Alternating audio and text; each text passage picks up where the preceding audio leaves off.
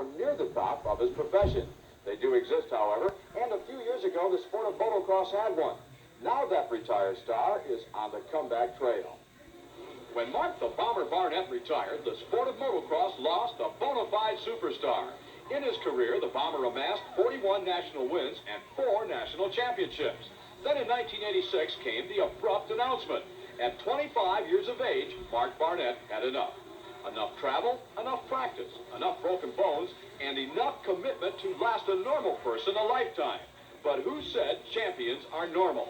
Well, I miss the sport of racing. I like racing motorcycles. That's what I've done half my life, and just didn't feel like taking any more time off from it. So I signed a deal with Tough Racing in Suzuki and decided to come back for '89. The question is, can Barnett come back?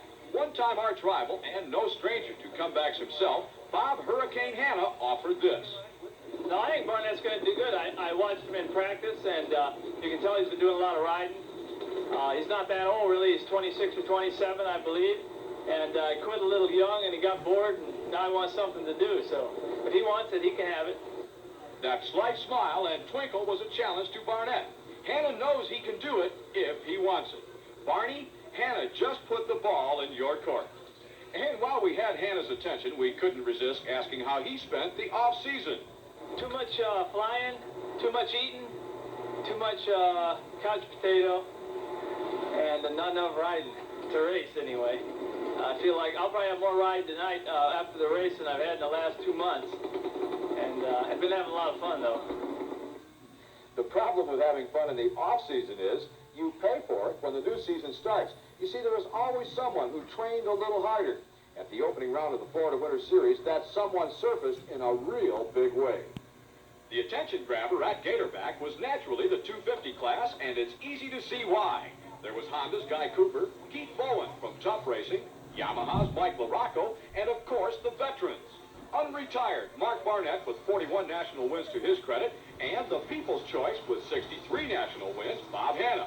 And then there was 16-year-old Damon Bradshaw with no national wins. You'll remember a couple of shows ago, we told you to keep your eye on the Yamaha-mounted youngster from Charlotte, North Carolina. Well, with the first moto barely underway, we can now show you why.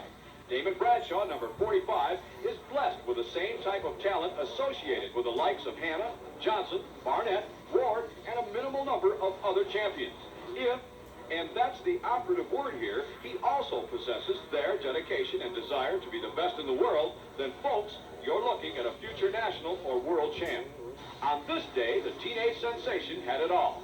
He was chased in both motos by Guy Cooper from Stillwater, Oklahoma, but Cooper was not up to the task. In the second moto, Cooper was closing but lost control.